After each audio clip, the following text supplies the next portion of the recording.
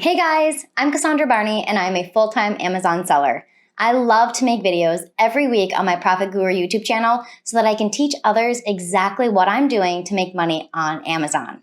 Now lately, I've been spending a lot of time doing product research so that I can start private labeling more products and putting my own brand on them. So in this video, I want to show you a tool that I've been using that is super helpful, and it is called AMZscout. One of the reasons why I really like using this is because it's so user-friendly.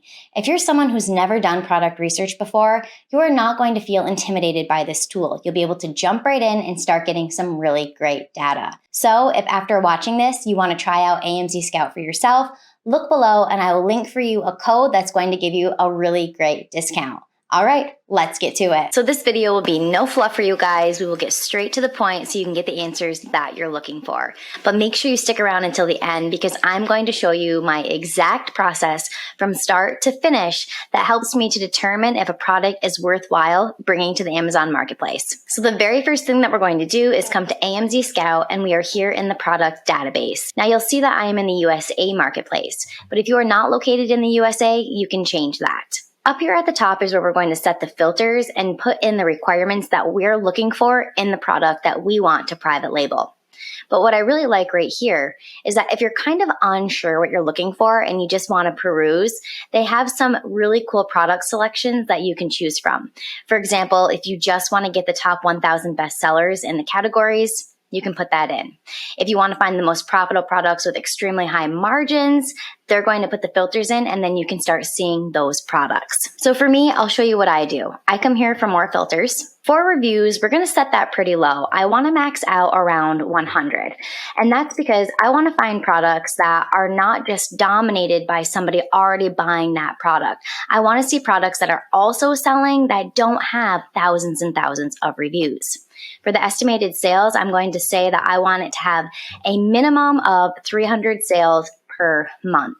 That's kind of low, but it's going to keep our options open to see a lot of different products. If you're interested in a particular type of category, you could come here and filter that out. For example, if I don't want to see any electronics, I could just untoggle that, and then none of the electronic products will come up in my search.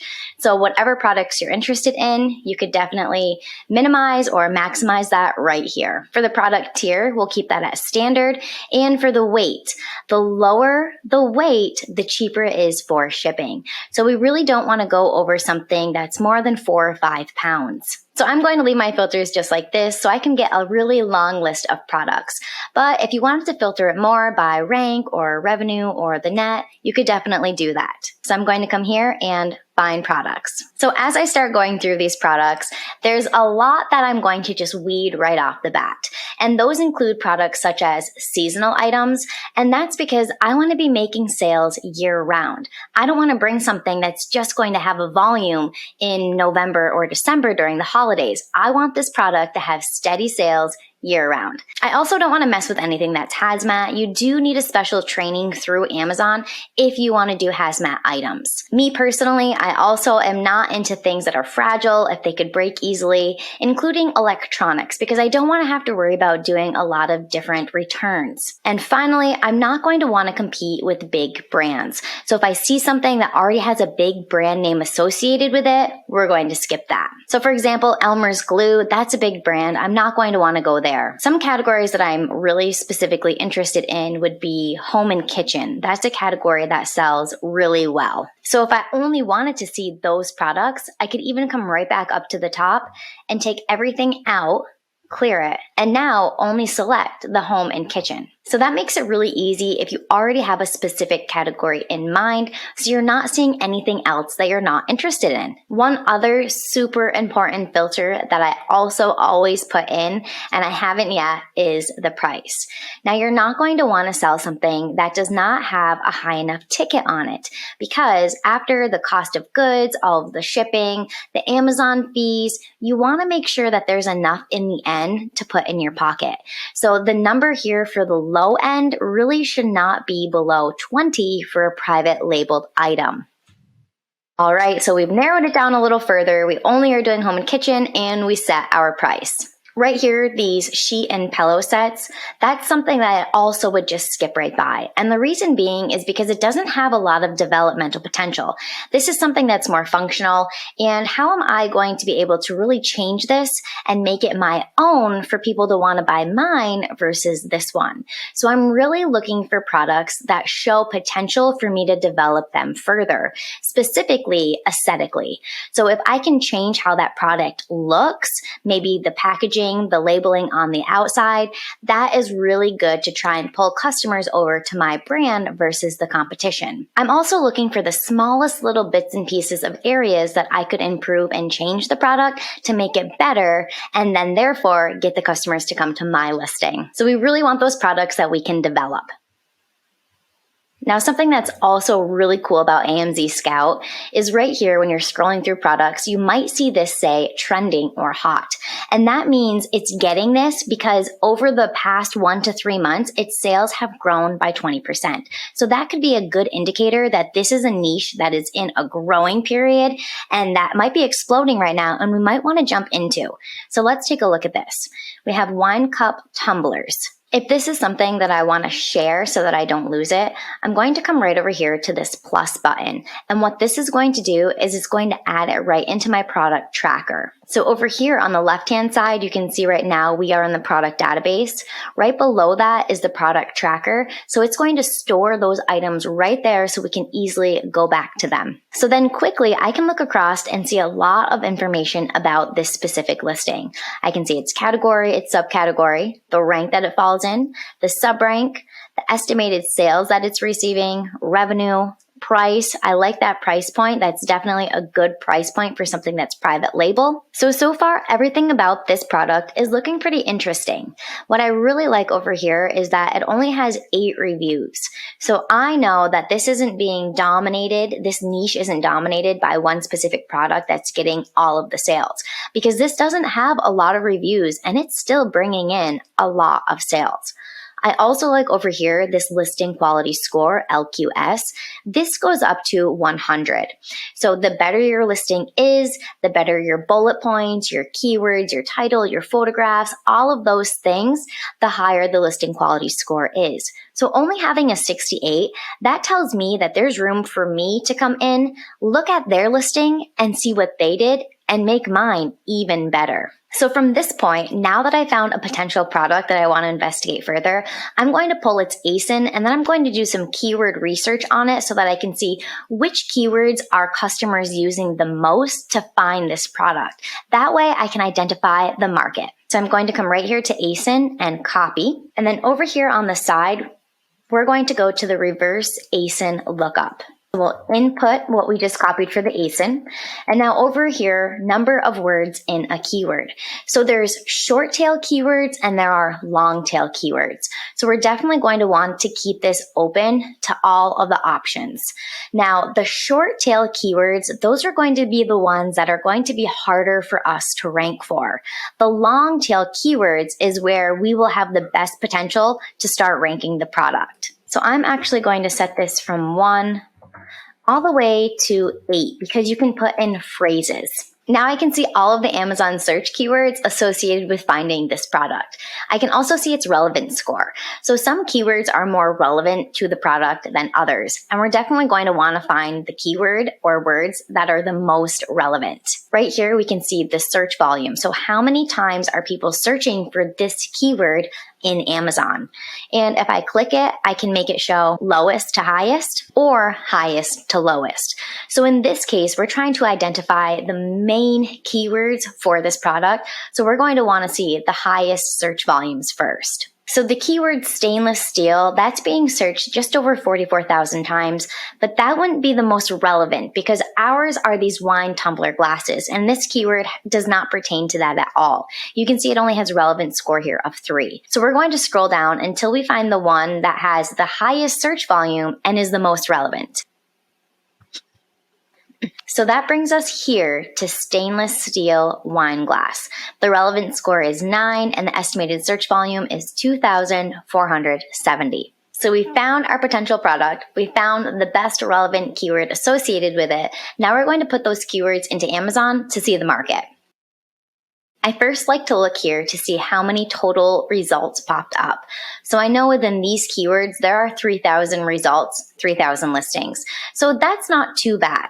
Next, I'm going to come down to my AMZscout button right at the bottom, and this is where the magic really starts to happen. Let's take a look.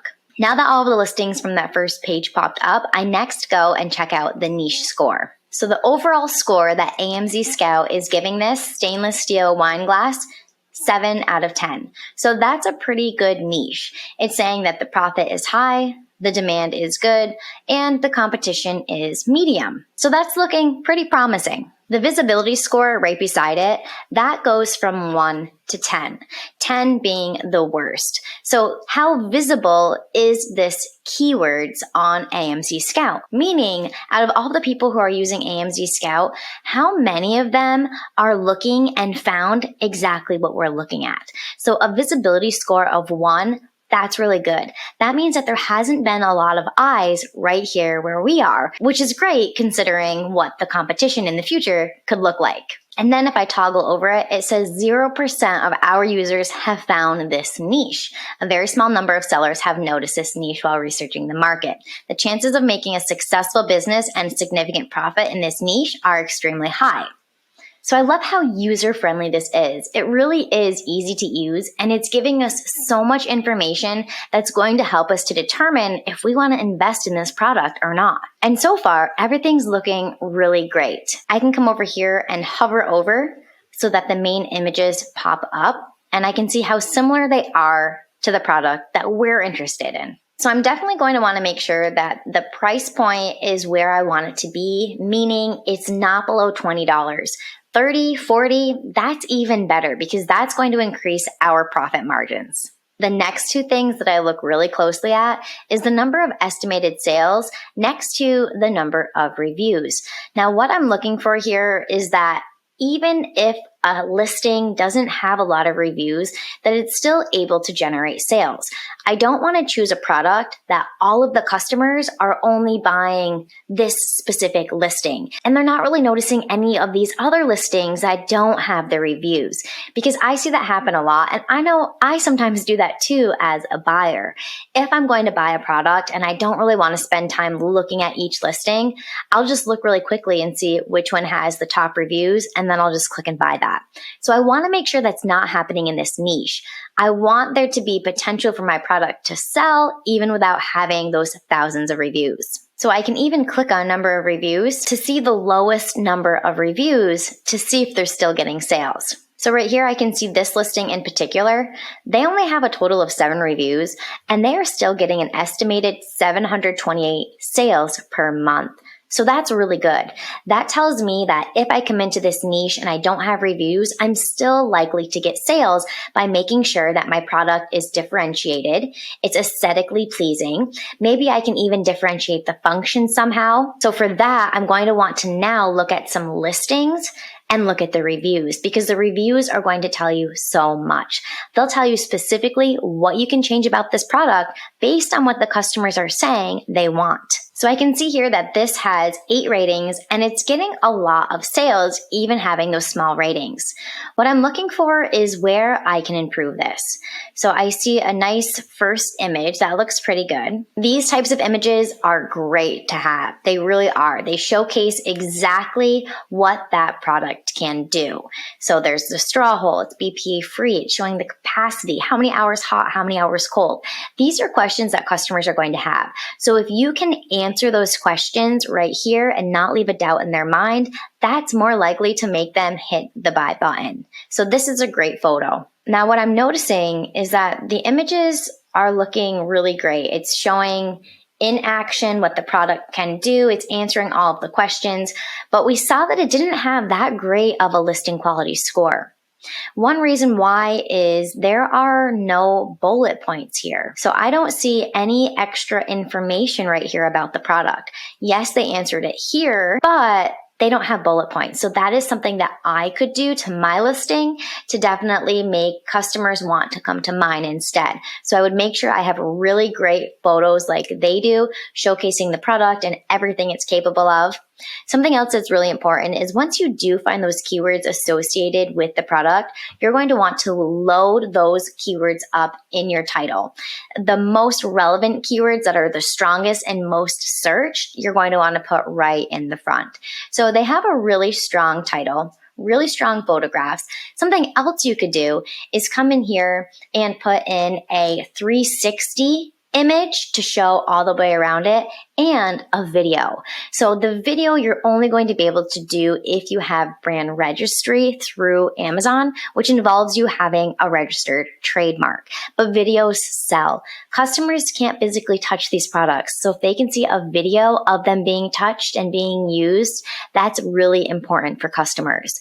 So if I was serious about this product, that's what I would be telling myself right now. Okay, I can improve my listing by adding in that video and adding in those bullet points. Now, let's go down and check out the reviews to see what the customers are saying. And now I can start thinking of developmentally what I can do to the product to change it and make it better. The 3 and 4 star reviews are definitely going to be great to look at because those are people who were satisfied with it, but not satisfied enough. They wanted to still ping on the area that was not satisfying to them. So that's what we want to check out. What are the negative things that we can then take in, bring to our manufacturer, and improve on? So as I'm looking through these reviews, this first one here says, not sealed, they will spill, and the metal straws are not bendable. So right there, that's giving me some ideas. Okay, I know that I'm going to want the seal around the outside to definitely be secure and snug so that it's not going to be able to leak at all.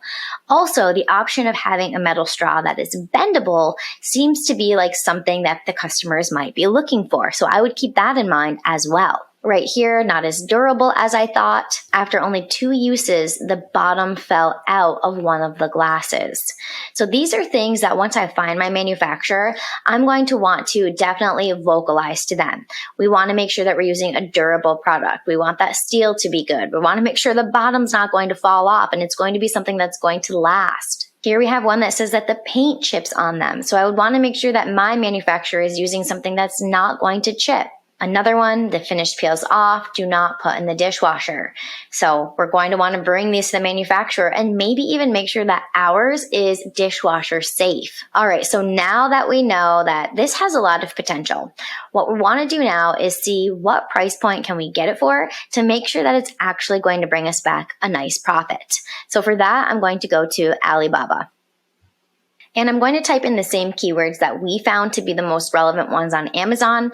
And sometimes that might not work for Alibaba, so you might just have to play with it. But let's start here and see what the search brings up. All right, so anytime you're on Alibaba, the first thing you're going to want to do is come right over here and check these off. You want to make sure first and foremost that this is a verified supplier. That means that somebody from Alibaba has actually came to these manufacturer where they are producing the products and they have checked everything out and they have passed. Now, the trade insurance, that's going to make sure and help to prevent that you don't get scammed. This is extra insurance that these manufacturers have to purchase, and that kind of gives the buyers peace of mind.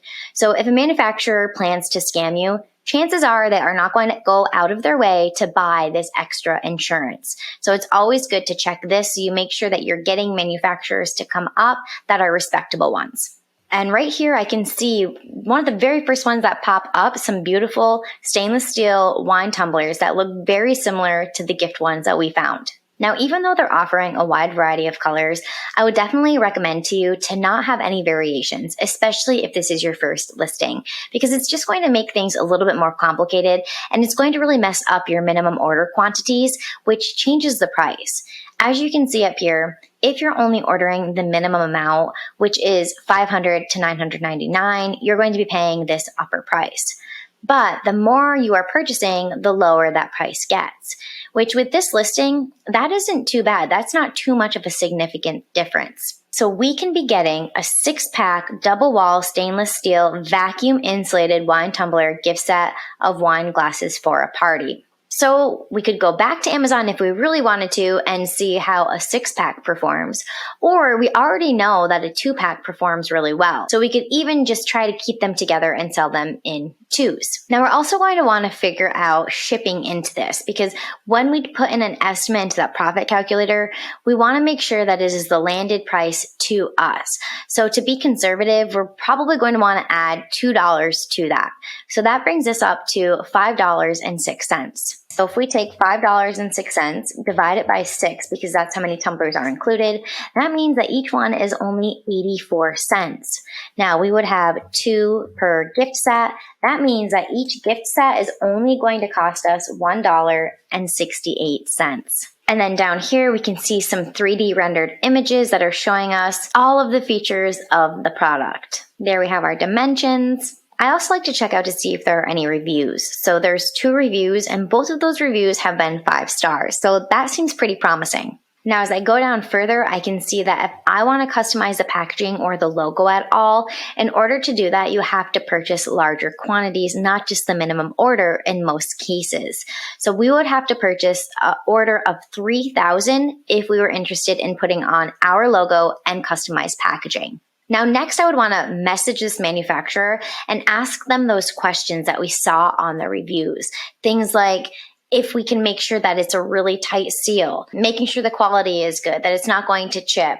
Something else to do is even to consider ordering a sample so that you can see for yourself. Now, because this is packaged in 6 and we would want to sell them in 2s as a gift set, I would also want to ask them about that to see if maybe they would charge more for the boxes to be able to put sets of 2 in the boxes. So that might raise the price a little bit as well. Now, ideally, you're going to want to find the listing that is the closest to what you're trying to do, and that is the most competition for you. So these could be bringing in the most sales, or they could be the customer favorite. So you'll notice right underneath the listing, the profit calculator pops right up. So the product price, they have theirs listed for $21.99. If you wanted to go lower or higher, you could just adjust it right there. The product cost will estimate that it is going to be $2. And then if we come down here, we can see the storage fee, the fulfillment fee, and the referral fee. All in all, the total FBA fees is estimated to be $8.82. But I will say that this is usually on the lower side, and usually the FBA fees tend to be a little bit more once you actually create that listing. But you can't tell exactly what they are until you do create the listing. But this looks pretty good. The profit per unit is around $11, net margin of 50%. Although you do want to consider that these are not going to be accurate numbers, because when you create a new listing, you have to be running PPC on it, especially if it's a brand that does not exist on Amazon. You are creating this, you're bringing it to the market. So people don't specifically know your brand keywords to search for. You're going to have to run PPC, which can be kind of expensive in the beginning, and it's going to run you about 7% of your net margin. So you can deduct that down to see what your true net margin would be closer to. In this case, it would be around 42 to 43%, which is still really good. And that is all that there is to it. So you can see just how user-friendly and easy AMZscout is to use. And you're going to get a ton of information that truly is going to tell you if this is a product that is worth gambling on or not. I hope that you guys found this video super helpful, and thank you for watching until the end with me.